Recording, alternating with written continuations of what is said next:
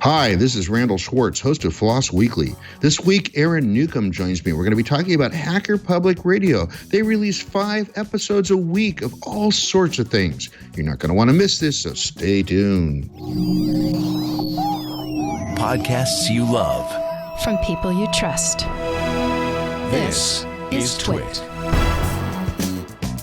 This is FLOSS Weekly with Randal Schwartz and Aaron Newcomb. Episode 553, recorded October 30th, 2019. Hacker Public Radio. This episode of FLOSS Weekly is brought to you by Melissa. Bad data happens to good companies. That's why 10,000 businesses count on Melissa for clean, reliable address data. Get started today with 25,000 records cleaned for free at melissa.com/twit. And by Hover. Use a domain name that truly represents you and your passion. Visit hover.com/twit to get 10% off of your first purchase for any domain extension for the entire first year. It's time for FLOSS Weekly, the show about free, libre, open source software. I am your host, Randal Schwartz, Merlin at Stonehenge.com, bringing you each week the movers, the shakers, the big projects, little projects, projects you may be using every day and not aware of it, projects you may want to download right after this show, or occasionally a show that's not about either of those kinds of things. Today is one of those. Joining me once again is my lovely and talented co-host, Aaron Newcomb. Aaron, welcome back to the show. Hey, Randal, good to be here. Right, and you look like you're speaking to us from your wife's makerspace. Yeah, from my makerspace, but you can only see my wife's half of the room. We've got one of those white lines. Remember in the 80s, they used to put the white line. I think there was a Brady Bunch where they put the white line down the room. That's kind of what we do here. But yeah, this is my lair. I've got all kinds of cool stuff. What can I pull up today? Let's see what's this. No, not that one. This one. I think this is it. Yeah, dead test cartridge. So in case anybody is into repairing Commodore 64. Very handy to have these dead test cartridges, which you can plug in, and they'll tell you, give you a little bit of information about what's going on in the system, whether you have bad memory, etc. So it's part of my regular repertoire, as it were, when I fix an old Commodore 64. So there you go. You know, I never had a Commodore 64, but I heard a lot of other people have them. I was in the Atari camp, so I had the Atari 800 and 1600. Or whatever it was, the 400 and 800. That's sorry, not 800, 1600. Yeah, so that was a lot of fun. The 400 had the little chiclet keyboard that was like you kind of press on the little membranes, and the 800 actually had full stroke keys, so it was kind of cool. So my only and they have all that shielding as well, which is the interesting thing about them is before the FCC relaxed their regulations, they had to put shielding around everything. So if you ever see one of those old computers, you're wondering, why is this thing made out of, lead? It looks like it's really not, but they up until I forget what it was, 79 or something like that, they had to put in all this shielding around every single component, and Atari went to the nth degree to make sure they weren't going to get struck down by the FCC and have to change their product. That is something I did not know. So you learn something every day, right? Well, I hope so. Anyway, and I am in my what we call the Tijuana kitchen set because I'm down south of the border in Tijuana and having a good time down here. It's interesting because in Mexico they celebrate Halloween like nobody else. I mean, it's amazing. So Halloween Day itself is not so much, except in border towns like Tijuana. But the Day of the Dead, November 2nd, is huge down here. If you've seen the movie Coco, you know that it's very much like that, actually. They really are cool on that. So today we have a couple of very interesting people. We're going to be talking about Hacker Public Radio. Hacker Public Radio is apparently, although I haven't subscribed to it yet. I should probably not tell my guests that, but I haven't subscribed to it yet. But apparently 5 days a week, they put out a different topic, and it looks pretty cool. It looks like the list of topics that I saw from the recent weeks. Very cool. So we'll have to talk about the variety of topics, how they get people to contribute to it. We're going to be having Kevin OBrien and Ken Fallon on in just a few minutes talking about the show. And it'll be it'll be awesome, I'm sure, because, it's funny as podcasters to interview other podcasters. And I heard some comments back in reverse, which is that, it's going to be weird being the people being interviewed rather than the people doing the interviewing. So it'll be fun. Do you know anything about this, Aaron? Oh, yeah. Yeah, definitely. I mean, I did open source podcasts. I had a show called The Source that I started in 2006. And then I did a show called Open News, was around that same time, which was just kind of, and I remember around that time seeing, I think it was around that time, seeing Hacker Public Radio. And I used to be a big podcast listener. I don't have as much time now, spare time, or audio listening time to dedicate to podcasts as I used to. But I definitely know Hacker Public Radio. They've been around for a long time. Just how long we'll have to ask them and see. Definitely. And I wish I had more time to listen to podcasts. But, it's like, no, I'm not going to say that. I'm not going to say I no longer subscribe to This Week in Tech just because it's just too long. I won't say that at all. It's just gotten longer and longer every year. So anyway, but before we get into the actual show, I do have an important message. Because this episode of Floss Weekly is brought to you by the leader in address verification, Melissa. Every address is covered from Adelaide, Australia to Zipacada, Colombia, and everywhere in between. We all know there's nothing good about bad data. It costs money, hurts sales, and decreases customer satisfaction. If bad addresses, duplicate records, and bouncing emails are hurting your business, isn't it time to come clean with Melissa? Delta Faucet, Z1 Motorsports, and Car2Go use Melissa. You should too. Delta Faucet was able to improve their call center processes with global address auto-completion. Melissa was able to reduce the fraudulent e-commerce transactions for Z1 Motorsports by 90%. Melissa provides a full spectrum of data quality protection for your customer data. Verify postal addresses, mobile numbers, and email addresses. Update the addresses of customers that have moved and eliminate duplicate records. Gain additional customer insight into your data with Melissa's analytics. Easily build address verification and customer data validation into your custom applications using Melissa's APIs, CRM cloud connectors, and e-commerce plugins, or upload your customer file for a quick data cleanse. Melissa is serious about securely managing your data. They continually undergo independent security audits to reinforce their commitment to data security, privacy, and compliance requirements. SOC 2, HIPAA, and GDPR compliant. Mailers spend about $20 billion annually in undeliverable mail. Don't lose customers or cash. Make every address count. Bad data happens to good companies. That's why 10,000 organizations worldwide trust Melissa to get their customer data clean and accurate. Get started today with 25,000 records cleaned for free at melissa.com/twit. That's melissa.com/TWIT, or call 1-800-MELISSA to find out more. And we thank Melissa for their support of Floss Weekly. Let's go ahead and bring on our guests. That would be, oops, I scrolled. I scrolled. Darn me. So the editor just cut this part out. Kevin OBrien, welcome to the show. Thank you so much, Randall. It's a pleasure to be here. And where are you speaking to us from? From my home in Ypsilanti, Michigan, which is outside of Detroit. Yep. Yep, the middle of the United States, somewhere in there anyway. Yes, indeed. We are part of the great Midwest. Cool. And Ken Fallon, also, welcome to the show. Hi, nice to finally meet you. And where are you speaking to us from? I'm calling from Bussum in the Netherlands. It's between Amsterdam and Utrecht. And are you currently below sea level? Here, actually, no. But if you go anywhere around us, yes, we are. But then again, we've been under sea level for longer than the US has existed, so I think we're okay. So you're in the safe part of the Netherlands, yes. So I was in Amsterdam about, I think, 5 months ago, hanging out with friends that were there. So it was kind of cool. It was the beginning and ending of a cruise that I took out of there. So that was kind of fun. Anyway, so let's start with Kevin. Kevin, what's your relationship to Hacker Public Radio, and what's it about?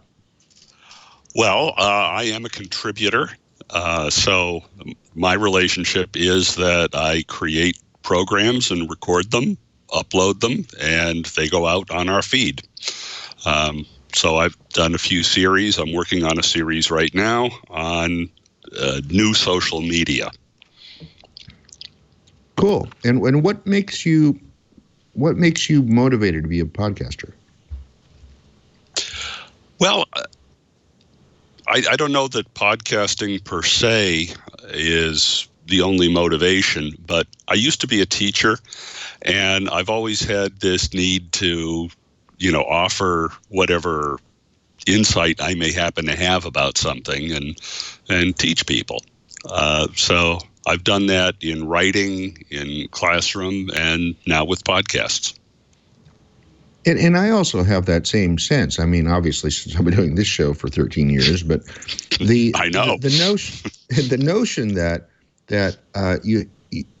you need a place to express your art. You need a place to express a voice in the intention that somebody is going to be motivated, going to be different because of it. Do you agree with that? Oh, absolutely. It's wonderful when you get feedback from people, and that has happened. I've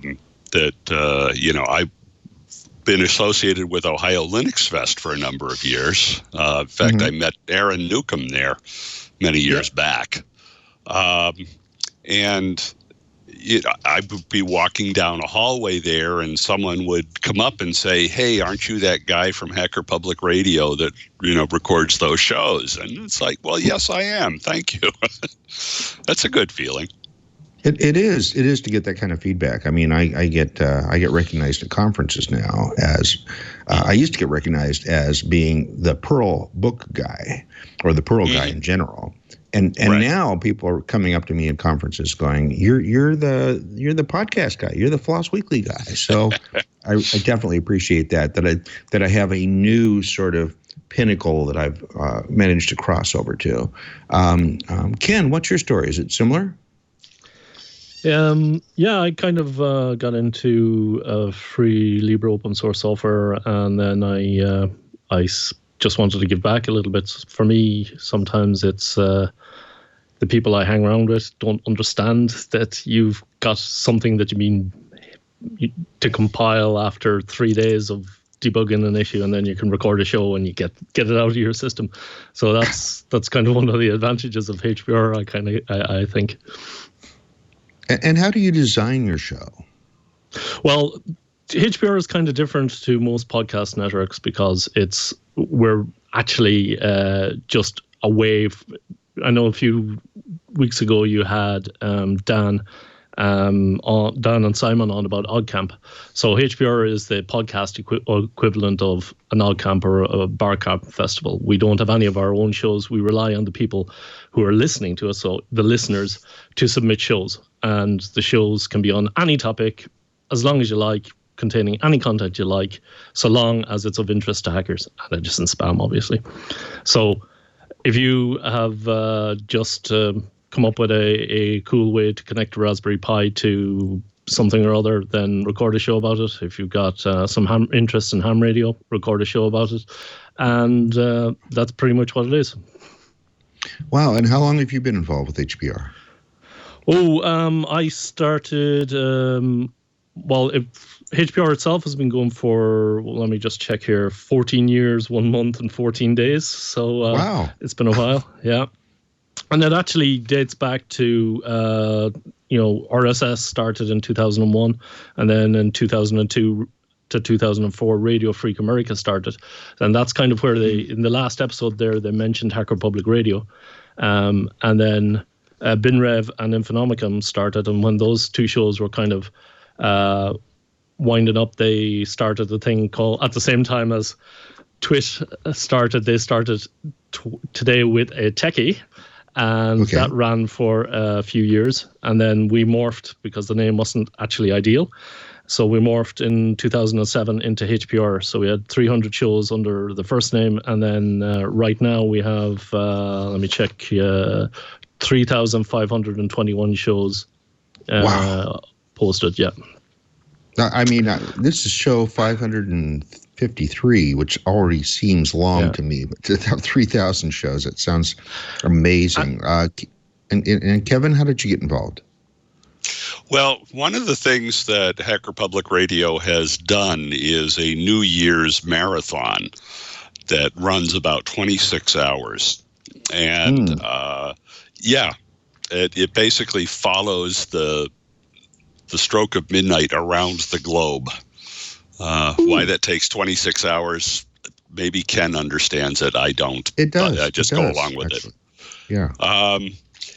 And so I was listening to the program, and a number of people were just talking about how, it's not that hard to do, and, you should contribute shows. And I thought, well, yeah, I could do that. So I got started. And I picked something that I was really interested in, which is LibreOffice. Now, I know you've had them on your show before. Yep. And that was something I was really pretty passionate about. So I did a whole series of tutorials about using LibreOffice that covered Writer, Calc, and the presentations? Yeah. And at a certain point, that kind of ran out, and I didn't have anything more to say. So then I started one on ongoing sort of intermittent series on security and privacy. If something comes up that it's like, okay, we should do a show about that, then I'll do a show. I'm working on one right now about better social media. I was following Aaron Newcomb on Google+. And as we all know, Google+ went bye-bye. Yeah. And I had to start thinking, okay, now what do I really want to do? I'm not a fan of Facebook. And some friends of mine did a presentation at a convention about federated social media. And that got me started. And so I'm now doing a series looking at what we call the Fediverse, different social media like Diaspora, Mastodon, stuff like that. So that's the kind of some stuff that I'm interested in. Yeah, it's amazingly easy to do a podcast, or at least record audio about something that you're passionate about. I think in some ways it's much easier than, say, posting an article on Medium, because you got to type a lot. It's pretty easy to grab a mic and just start talking like that. I find that it's simpler for me. So, and by the way, the 26-hour marathon is because there are time zones on both sides of the date timeline. They're the date line that sort of overlap. But so it really makes it about 26 time zones. I am a time zone geek, by the way. I actually subscribe to the mailing list where they discuss the changes to the Olson database. I mean, that's how time zone geeky I am. And it's amazing how many last minute decisions got made, because, like, I remember the one time Turkey decided that they were going to suspend DST the following day. I'm thinking, how many phones are going to be wrong tomorrow? Because you can't update the database that quickly.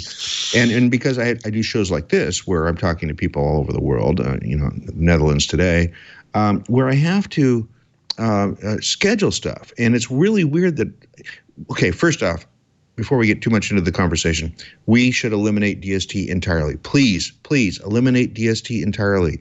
Because it doesn't do anything for anybody. It doesn't do anything. It was never for the farmers. It was strictly some wheezy thing that people could do. But so if I'm scheduling a call, say, with the UK, they change the DST 2 hours or 2 weeks differently than we do in the US. And if I'm calling, say, Brazil, they go backward relative to our forward at different times. So it's also weird. Anyway, so enough of that. So what kinds of things does Hacker Public Radio cover? Either of you can take that. Sure. Basically anything that's of interest to hackers. And the only limitation we have when you upload a show is, we license all our stuff's Creative Commons. So you pick a Creative Commons license and you upload it. And basically, we don't listen to it. We don't check it. If you're a new host, we'll, some of the janitors, I'm one of them, will just check it in spots to make sure there's nothing weird in there. And if it seems like you're talking about Linux or BSD or connecting up a phone or something, then it's on the network. And that's it. You there's a big upload button on the website. You record your audio, you press that, you fill in the form, and that's it. You pick a day, and your show comes up. I think one of the major problems we have for new listeners is that because we've got basically 51 gigabytes or 53 gigabytes of audio, just to give you an idea, if you started listening now, you would be 65 days, 18 hours and 13 minutes. So you'd be the 3rd of January, 24/7 listening, by which time there'll be 65 more shows ready for you in your pot. So I know there are some long distance truckers out there going, yes, finally I've hit the mother load. So if there are anybody insane enough to go back and listen to the entire feed, could you also try and fill out the tags on the old shows as well and make sure that the stuff is relevant for us? That would be awesome. It's one way you could help out. But a lot of people struggle with how to find out what shows there are there. So Dave, one of the janitors, has been asking people to fill out the tags on the shows. So if you go to on the main page, there's a tag section. You can look for something interesting there. We also have series that so if somebody contributes 3 shows or more on a particular topic, the newest one recently is Bitcoin, then that becomes a series, and you can subscribe to that on the RSS feed. So we do have the full feed, which is the full 53 gigabytes of stuff, but we also have a 10-day feed that goes through. And in order to kind of manage that, some people listen to the community news show, which is put on by some of the volunteers and janitors and myself. And that's once every month. So anyone who listens to HPR is free to join, and we discuss the shows that have been on in the last month, what's happening on the news feeds, on the mailing lists and stuff like that. Any shows that we've been on, for example, this is going to feature heavily in the any other business section.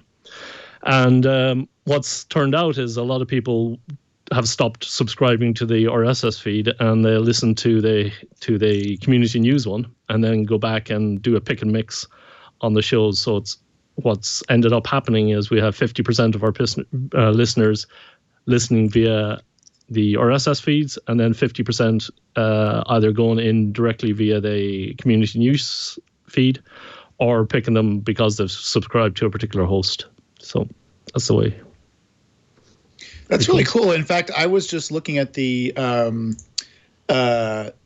correspondence, I guess you call them, page. And it's pretty interesting to go through there and just see how many. I mean, I can't scroll fast enough. I don't know how many are listed here. Looks like about 100 or 200 correspondents. 358. Wow, 358, that's crazy. Yeah, I don't know, John, if you can. Oh, perfect timing. Boy, look at that. So if you're watching the video, you can kind of see the how many people have contributed to this, and it's kind of like, I mean, it depends on whether you know their moniker or user ID, right? To know who these people are. Some of them use their name, some of them don't. But when you go through here, it's like there's just all sorts of people who've contributed, and like I see Dave Yates in here, for example, right? Host ID 77. And if I remember correctly, Dave was the one who recorded in his car. Yeah, absolutely. Yeah, Dave used to do this show where he recorded in his car on his way to work. And it was like, dude, how do you do that? You're driving to work. And it's so succinct. All his stuff was. Yeah, it was just off the, like, I don't know. Maybe he had notes. I can't remember what he told me about how he did it. Maybe he had notes posted on his dashboard. Just all kinds of things. DM Frey was on here. He hasn't recorded since 2012, but I remember speaking to him back in the day. I mean, it's almost a who's who of people that have gotten involved in podcasting or want to talk about anything from open source to technology to what have you. So I mean, it really is a different kind of approach to podcasting. And that's really our goal. Sorry. Yeah, go ahead, Ken. our goal here is to share knowledge. So the whole idea is to get as many people into podcasting as possible. And that we're different from most other podcast networks in that we're not looking for listeners. We're looking for people to contribute. So we're looking for hosts. So if I get 1,000 listeners, unless they turn into hosts, it's not that really that important to me, because people with like Dave, life happened and he kind of moved away from the community. He still contributes to the show from time to time, but we constantly need new people, and just natural. In the last year, we've had 2 of our hosts pass away. So, life happens. But if you're listening to Floss Weekly and you've always thought, well, I wouldn't mind getting into this podcasting thing, then record your show, as Randal said, and then we take care of the rest. All the RSS feed, you've got a welcome audience who's very supportive, and we, as we say, we'll accept any audio so long as it's we'll accept anything so long as it's audible. Now, FLAC is best, but we'll take the rest. So we realize that on day one you're not going to be reaching Floss Weekly levels of quality with your first podcast, but that doesn't matter. The whole point is stop procrastinating, record a show about something, press the submit button, and then you're a podcaster. And then you can always look back at, that was a terrible show. And a lot of people, we're more than happy to help people move on and go do their own shows. And then obviously they have less time for posting on Hacker Public Radio, but that's not the point. The point is to get people into podcasting, get sharing knowledge. Yeah, it really is a community, isn't it? That's the point, yeah. Yep. Yeah. In fact, I think you, maybe Kevin, you can talk about this a little bit. But how do you know what the direction of Hacker Public Radio is going? Is it a small group of people? Who decides what's going to happen? The people who are contributing, really. I mean, we have a mailing list, so there's discussions on the mailing list. People, we mentioned we do a monthly community news program, and that's done on Mumble. Anyone can come in and join. If you have anything to say, you say it. So it's, Ken chooses his words very carefully when he says he's the janitor and not the admin, because that's the kind of ethic we have, that, nobody owns it. No one lays down the law unless it's the entire community. Right. And I think that's what's kind of interesting here, is that it really does mirror in a lot of ways the open source community, right? For you don't always have this, the governance is set up different ways, but I think here, you really have the fact that this is led by the community and what the community wants to submit, what direction they want to see it go forward. It really is quite a different way to run, I guess, a podcast network, if you will. Now, Ken, you said that you don't track necessarily how many, you're really after getting people to submit more than you are getting people to listen to the show. But you must do some sort of tracking of how many people download or how many people listen to a particular show, right? Yes, and this is one of the points where my janitor role, I have 2 hats, me as a host and me as the janitor. So as the janitor, I have accepted the decision that this is something that the community requires. As a host, I will always say that you can't measure the impact of a show by the number of downloads. So taking, for example, recently we've had a comment 4 years after a show has been put in. And the show itself was on somebody's experiences as a patient with schizophrenia in a hospital. And the comment on that show was from somebody on the other side, one of the caregivers, who was commenting about how useful the insight that was as an insight into their work and how much that was going to help them. So say I put up a fantastic show and I get 1 million subscribers. That show has had more impact on actual people's lives. But that said, That said, by command, I am required as a janitor to basically tell you how many shows. And it's kind of weird. We kind of get about 50% of our shows. So when we post a show, we get about 4,000 downloads of that show. So you'll see all these numbers on archive.org. We've moved our RSS feed traffic over to archive.org. But equally in a day, 50% of the downloads will be historical shows. So it's the weirdest thing out. I just can't make head nor tail of it. We have the equivalent of a day at, say, one of the largest FOSDEM. So if you've ever been to FOSDEM, so that's the number of listeners we have on a particular day. But they're not all going to the main show. Some of them are going to, the side rooms and listening to something that's 4 or 5 years old, or in some cases 14 years old. So it's that's amazing. I did want to ask. I know that I forgot what my question was. There was something. Oh, I know what it was. So when you get old, that happens. I find that happens more and more these days. I've seen over time, and I want to ask you, what you're seeing as well, is that suddenly podcasting has taken off. It's kind of like it's gotten a resurgence in popularity. It seemed like it was popular back in the mid 2000s when it first started, and then it kind of waned a little bit, and then all of a sudden, everybody's doing a podcast, it seems like. So I'm kind of curious what you've seen since you span such a long stretch of time, whether you're seeing that in your listenership as well. I see that.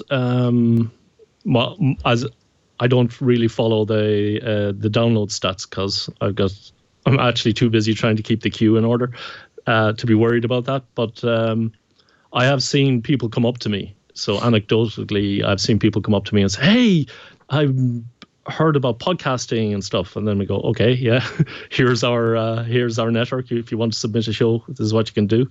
But I think what's happened is mainstream media has started professionalizing it. Mm-hmm. And that, I think, is a danger for the free and open source community, which is why I'm really glad of the opportunity of coming on here, because, we're not on HPR, you're not set to having to do an hour long show precisely or 30 minutes precisely. If what you need to say can be done in 3 minutes, then you have a 3-minute show. If you need an 8-hour show, then you take the 8 hours to do your 8-hour show, or better yet, divide it up and split it up over time. But I am seeing so many people in work now downloading podcast apps and listening to it in the car. Problem is, I've also noticed is the national news agency here in the Netherlands don't publish their RSS feed. So the only way you can get to it is via proprietary interfaces. So that is definitely an issue. So I can't let Aaron have all the fun, so I'm going to interrupt here for a bit and ask a few questions. But before we do that, we have a very important message, because this episode of Floss Weekly is brought to you by Hover. Hover is a jumping off point for many entrepreneurs, and they want you to start your business with a domain name that truly showcases who you are. Hover has over 300 domain name extensions to choose from when building your brand online. No matter what you want to build, there's a domain name waiting for it. If you're a designer or a creative professional, you can use .design instead of using a generic .com or .biz domain name. By using .design, you're telling everyone exactly what you do. Stand out and brand yourself online with the perfect domain name for you or your business. You'll find excellent technical support available to answer any questions you may have. Their support team doesn't upsell you. They only work hard to help you get online. Hover has free WHOIS privacy protection, a clean and easy to navigate UX and UI, monthly sales on popular top-level domains. It's not hard to see why Hover is a popular choice for people starting all kinds of businesses. Keeping your domain name separate from hosting gives you the flexibility to choose the right platform for your business. I'm personally a Hover customer ever since they were a sponsor of Floss Weekly, something like 8 years ago. And I have like about 15 domains with them. So I'm really happy with them. I moved all my other domains from other sources over to Hover. So use a domain name that truly represents you and your passion. Visit hover.com/twit to get 10% off your first purchase of any domain extension for their entire first year. That's hover.com/TWIT for 10% off your domain extension for a full year. And we thank Hover for their support of Floss Weekly. I really appreciate that. Thank you. And let's talk again. I have a question sort of as Aaron was talking with you guys. What's the most unusual show that you've had on Hacker Public Radio? I know I haven't listened to the 76,000 hours of whatever you have. So tell me, what was your most unusual show? No idea. Well, it's a hard question now. The one that was most popular that I found most interesting was no, I didn't. I find all the shows interesting, but went above and beyond. Obviously, was where one of our chaps went freshwater swimming in France, put on a beanie with an MP3 recorder on his head, and swam down France river down to the weir, passing some fishermen on the side, saying hello, turned and swam back. That prompted us to open a series called Soundscapes, and we've had quite a few people who have submitted shows which are simply just a walk in the park along rain, listening to the rain, listening to the traffic. It's that one I really enjoyed. I think that would be a really interesting show because there's so much we ignore now, and it sort of saddens me that there are people that are walking around with, earphones on all the time, and they're not able to hear sort of the environment that they're in. And there's some really interesting sounds sometimes. Now, on the other hand, if they're listening to Hacker Public Radio on their headset, or Floss Weekly, obviously, or Floss Weekly, that could be a good thing too. But it's like I was sitting. Let's see, was it yesterday? No, day before yesterday. I was flying down here from San Jose, and both of the people next to me, on one flight and then the other, were like the moment that he sat down. They're both he's, so I can say it that way. The moment he sat down, he has earbuds in, and I'm going. There's stuff going on around here. And first off, you're not supposed to be doing that while they're giving their little talk, the little safety dance thing, the da-da-da-da-da-da, safety dance, right? You're not supposed to be listening to anything when that's going on, and they were both doing that apparently and just ignoring the safety dance. But I like the idea of a soundscape. And this, again, is something that you don't have to be smart to figure out. It doesn't even have to be a story. It's just could be, here's where I am, and here's what I'm doing. Kevin, can you do the same question? Well, there's a series going on right now. Several people are involved in playtesting an RPG game. That's kind of an interesting thing. Yeah. And I'll mention one of my own. I did a series, and it's ongoing, about taking care of your health. I have a few challenges. For instance, I'm diabetic. So it's like, what things should you do to take care of yourself? Because I think a lot of us geeks may have an unhealthy lifestyle if we're not paying attention. Oh, heck yes. I'm sure. I mean, before I discovered low carb eating, I was definitely like a traditional hacker. Right. Round was my shape. It was really the only shape I had. Well, now that inspires me. It's like, not that I want to be even more hours a week in front of a microphone. I don't mind it, but maybe I could submit a series on what low carb eating is all about. So that would be sort of fun. You don't have to listen to the show to contribute. Yeah, well, but I might have to subscribe to the show finally, and then kind of see what the tone of the thing is. What about length? What is your target for length, and what's your short and long things? Shortest show has been 3 minutes. The longest show has been more like 8-9 hours. Wow. We could have put the 26-hour show. Well, the New Year show is 26 hours.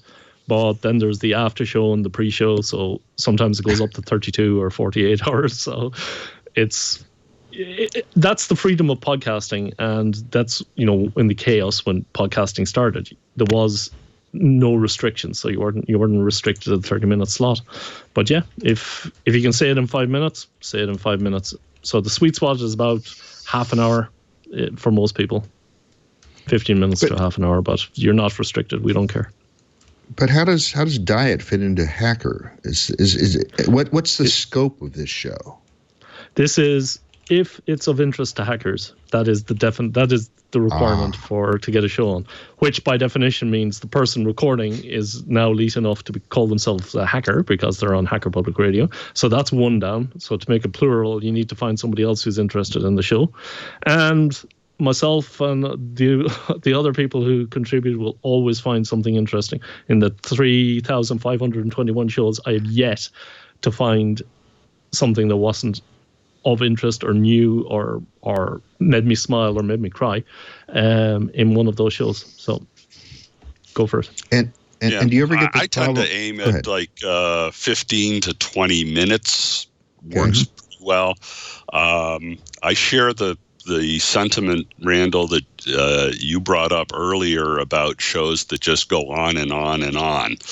And it seems like a lot of podcasts these days have decided, our fans are so desperate for content, we have to record a 3-hour show. And I don't like that. And I have unsubscribed from podcasts because it's just going on too long. I got things to do with my life. Yeah, and it makes sense of that. The shows that go on and on that repeat things I've already read in my RSS feeds are really useless to me. So that's mostly why I've unsubscribed from a lot of shows that I had been listening to religiously early on. And it's also why I make sure that Floss Weekly has unique content, and not just unique content, but we keep it down to an hour. We're very, very interested in making sure that we don't, even if the story to fully tell would be 2 hours, we still just do the first hour of it in a newspaper sort of way, just because I don't want to bore my audience. I don't want to tell them things that they can find by Googling, so it's really important for me to keep Floss Weekly to be that kind of shortness. Got whispered in my ear, how do you monetize? We don't, essentially. Our hosting is provided gratis, free by Josh Knapp, who is anhonesthost.com, if I can put in there. He has provided us bandwidth. We also do a lot of our files are stored on the Internet Archive. And so we recommend people contribute to Josh. He has a discount code if you want to sign up for there. I can testify to the fact he's a host as well, obviously. And then the Internet Archive, we ask people if they have a few shekels that they can throw out there. What we've seen happen is that if we tend to cover the hallway tracks of festivals and stuff. So if you're going to a festival, I've been to OddCamp recently and met Dan and Simon. And what we do is just record the hallway track there and then post the shows on HPR. So you'll have some of the OddCamp ones coming up shortly. And, that came out of my pocket. When I arrived there, all the stickers and stuff, there were several people on the table. They had also all brought stickers and posters and banners. So, this stuff, even this coffee cup was contributed by nice. A host. So it's great. Means cool. I don't need to fill out forms or anything and keep track of money. It's awesome.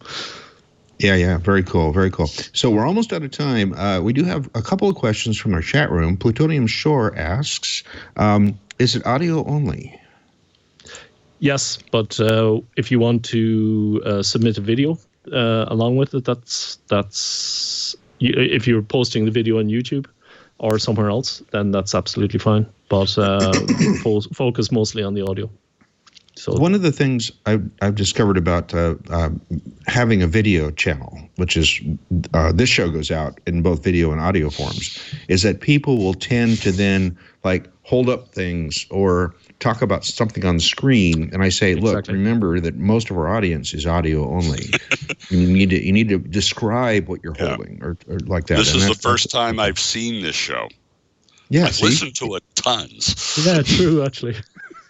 Yeah, definitely. So that's something to be concerned about, is if your guest doesn't know that most of the people that are listening to the show, most of the people are listening to the show. I should have put the right pronunciation on that sentence. Yes, most of the people are listening to the show, right? So we're almost out of time. Is there anything we didn't cover that you want to make sure our audience is aware of? I know you sent me a long list of questions. I don't think we got to most of those. No, I think we covered obvious questions. Yeah. Okay. Yeah. And so people can find you at hackerpublicradio.org. And they can subscribe. Is that where the RSS feed is as well? It's on somewhere on that page? Get shows, and you can pick the RSS feed. But if that's blocked for any reason, you can also go to hobbypublicradio.org. Hobby? Hobby, as in hobbyist. Oh, hobby. Oh, that's nice. Yes. Oh, there's the question I wanted to ask. So I get some grief occasionally because I have called myself just another Perl hacker. Has the word hacker in your show title ever been grief for you? Yes, the word hacker and radio has caused us problems. I've had where I wanted to do an interview with people, and they refused to go on because of the word hacker. But then we have the exact same site with the word hacker replaced with hobbyist, and that becomes Hobby Public Radio. So if ever you're blocked on firewalls or anything in your work, first, can you email us so that I know about that and I can contact the team who are blocking it to say this is an educational channel. But it's a lot less now than it was back in the day. And have you ever had RMS on your show? We have twice, yes. Once for an interview, and I recorded him at one stage. We haven't had Linus yet. Yes. And did Richard require you to say GNU Linux? I don't think that was an issue. Richard has his requirements for interviews, and the host at the time took care that they were all followed. Yes. Because I thought about having him on this show, but I can't come around to saying GNU Linux, especially because Linus is a friend of mine. I play pool with him occasionally. So I don't want to say GNU in front of that. In fact, where was I? I was on one of my cruises, and he was one of the guests on the cruise. And I went up to him and I said, "Do you object to GNU Linux?" And he grabbed me and put me in a chokehold and said, "Yes." So, yes, I know. He won't say that in public, but now it's on this recording, so it's going to be official from now on. Yeah. Okay. So, anything else we didn't cover that you want to make sure we get covered? Either of you? No. Anybody who's listening to this who thinks that they would like to be a podcaster or then record something, press the upload button. And if you're subscribing to HPR, don't be afraid to press delete on a show if you don't like it. There are lots of shows there. So sounds like it. Ease yourself in. And if you are going back listening to all the shows, please help out with the tags and making sure the stuff is up to date, fixing links and that sort of thing. That would be great. I just want to mention in terms of equipment, you don't need a studio like Twit has or fancy equipment or anything. I have done very successful shows with a Sansa Clip Plus just clipped onto my collar and set to record. And then I just talk. You know, I was actually just going to ask, can I just take my iPhone, or if you have an Android phone with a microphone, would that be, could I just talk into that? And create a 15-minute show, no editing, just do a live stream for 15 minutes? Yes, if it's audible. Yes, right. So long as we can understand what you're saying, that's it. It won't end up being live in the sense that whatever you record becomes a file that then gets sent out on the RSS feed. Right. Aaron has one more question. Go ahead, Aaron. Yeah. If you don't mind me, I was just kind of curious too. In the same vein, I mean, what about archive material? I know that a lot of times things that are relevant in, like right now are interesting to listen to, but I know I've got some recordings. For example, I was thinking of my recording with Doug McElroy, who was a manager at AT&T over Dennis Ritchie and Ken Thompson when they were creating Unix, for example. I've got a recording of him at Ohio Linux Fest that in perpetuity I think would be interesting. So is that okay? Absolutely. We have a general we do like content created for HPR, but if so our general guideline is if you want to promote your own podcast, we'll take a sample episode and put that on and say, hey, there's a new podcast out and about. Here are all the RSS feeds for that. But if you've got interviews and stuff like that haven't been published anywhere, or that you want to make them available outside the feed, then that should be fine. Cool. And how much of a backlog do you have? I have 8 shows currently scheduled, which makes me pleased to no end because it's more than we normally have. What kind of a backlog do you have? So we have about 28 shows in the queue at the minute, but that can change. We suffer from a leaky bucket syndrome. And you have to remember that HPR is very long term. So the first time I got feedback on any show was 6 years after I'd recorded it. And the feedback was, Ubuntu doesn't work like that anymore. And I go, yeah, that's because they fixed it in the 6 years since you listened to the podcast.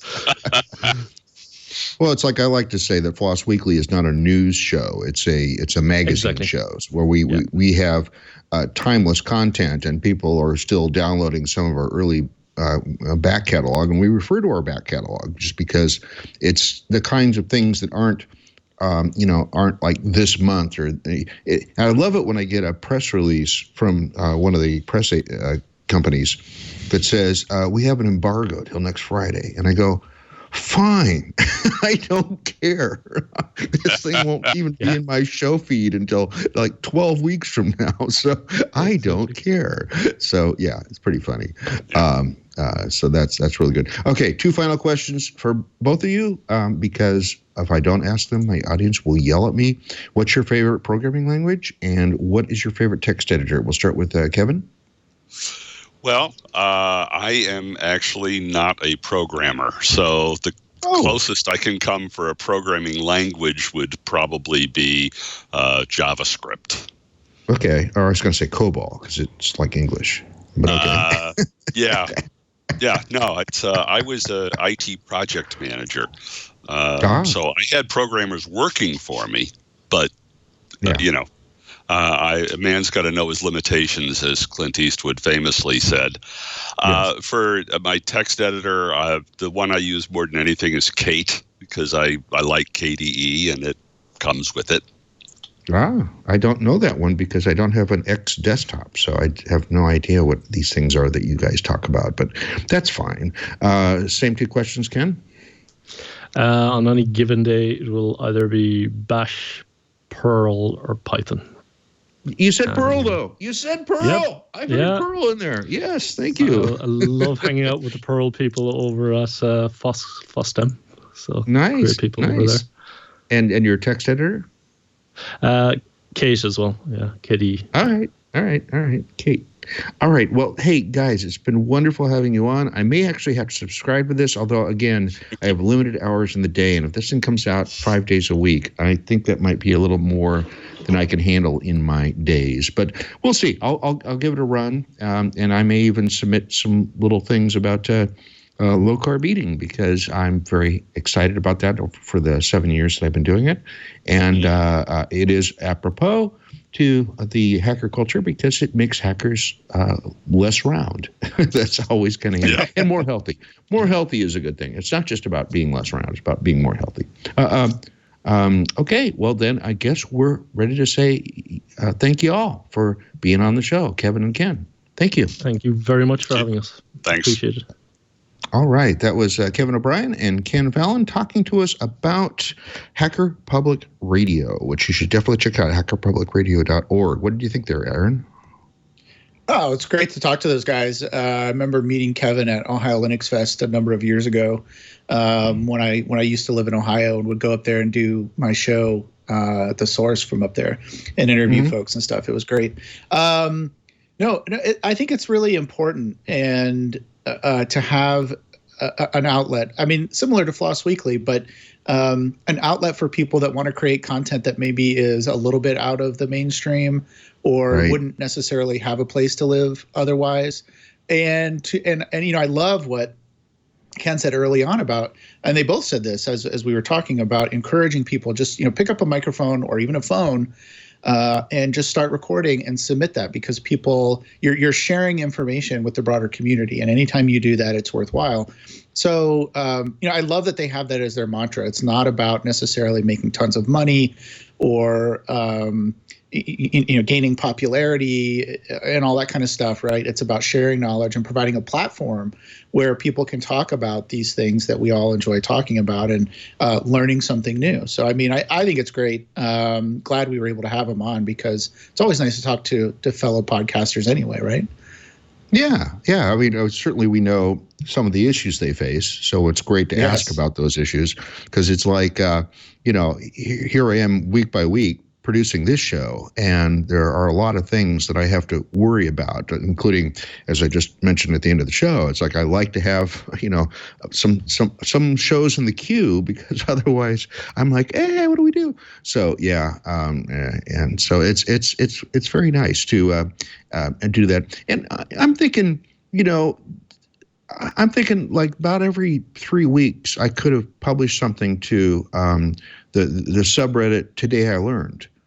And because it's like you come up with, you go, oh, this combination of these things. And it's generally, for me, it's about hacker things. It's about some sort of, computational thing that I didn't know before. And I'm thinking I could just grab a mic on my phone, even, because it doesn't have to be the fancy Yeti Nano that I'm speaking into now.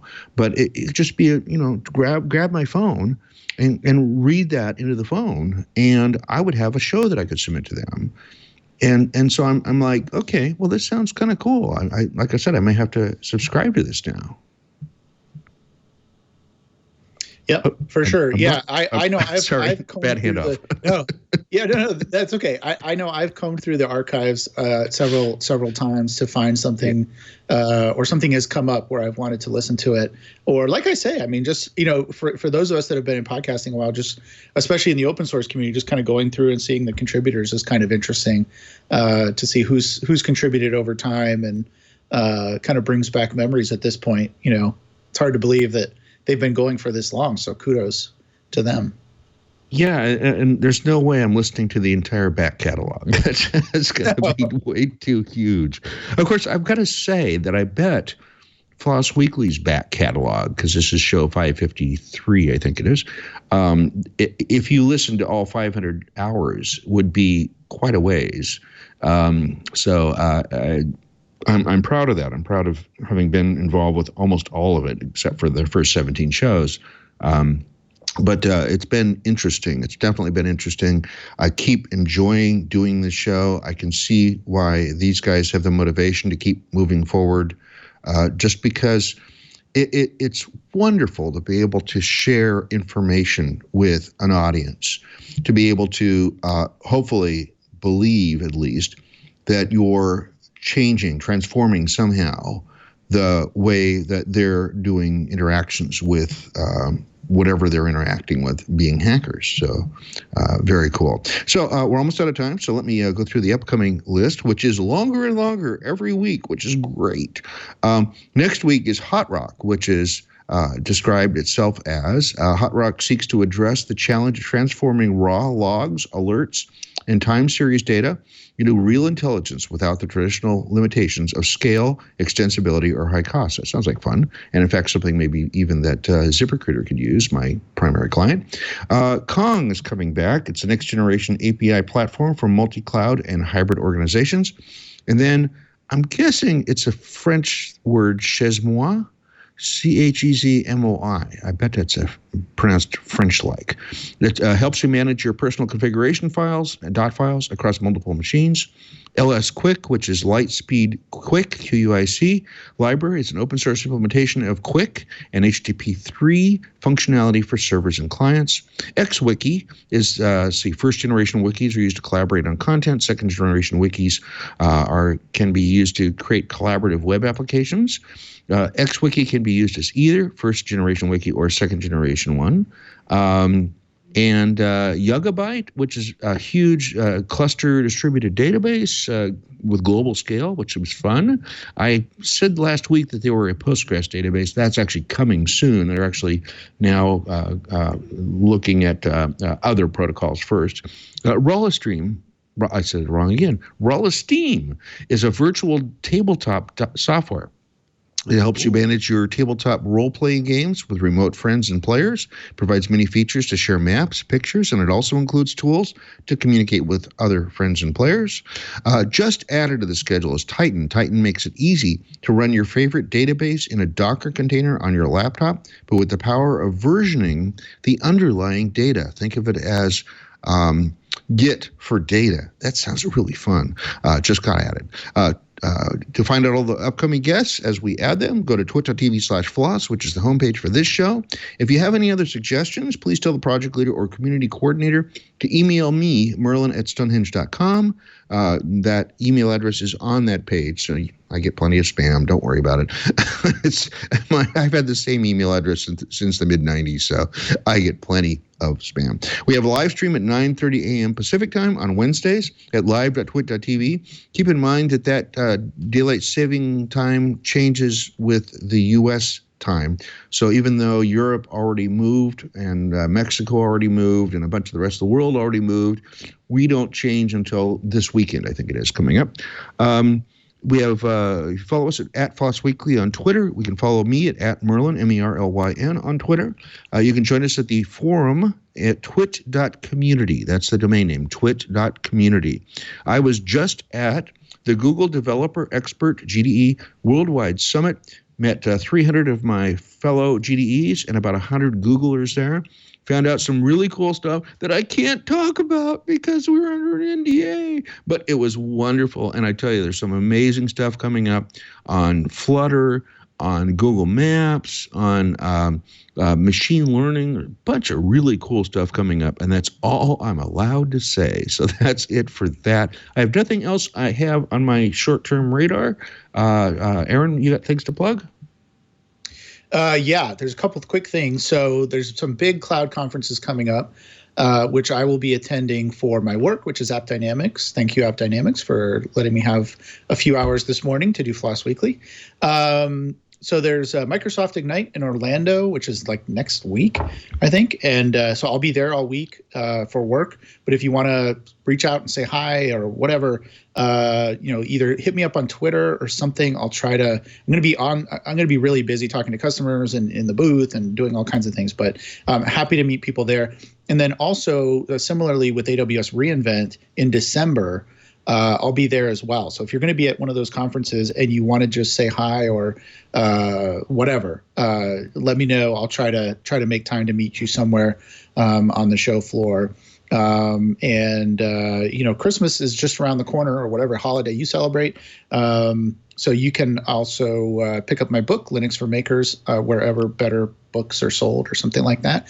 And last but not least, there are a lot of fires around. I just want to say in California here, we're kind of going through it right now, fire season. So I just want to say we're thinking about all those folks that are struggling right now, either being evacuated or without power.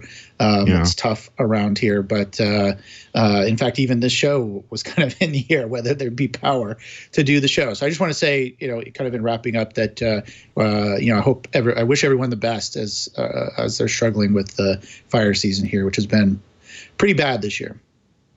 Yeah, something like 200,000 people are now under forced evacuation, and that's huge. I don't know how that compares with last year's Paradise Fire, but still, it's like, wow. I can't imagine that. And I love the fact that like the Airbnb hosts are opening up their homes to people, giving priority to to the people that are displaced. So I'm really happy for that. And then people want to get rid of Airbnb. That's so silly. Anyway, Aaron, thanks for, now I'm going to be coughing. Aaron, thanks for coming on today's show at sort of the last minute, I think, actually. But you said yes, and therefore you were on. So thanks for being a fellow podcaster, able to ask questions of other fellow podcasters. Yeah, no, it's great that we've all everyone on the show today has been doing this basically since the same time frame, Yeah. So it's kind of like a reunion of sorts. So glad to be here. In a sense, yeah, it's definitely cool. Cool, and I second what you were saying about the fires. Though it's tough. This is I don't know why the fires are bigger now. And as one of my coworkers said a couple days ago in one of the chat rooms, he said, well.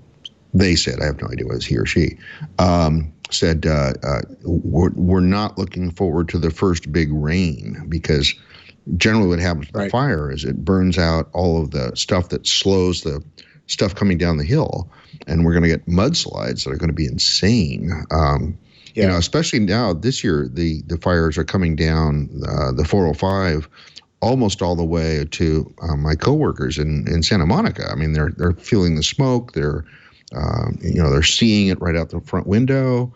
It's like I've got to be there in 3 weeks for our all hands yearly or semi-annual meeting, and I'm like, wow. So I hope that all gets sorted out by then, because I don't want to come down. Hope so.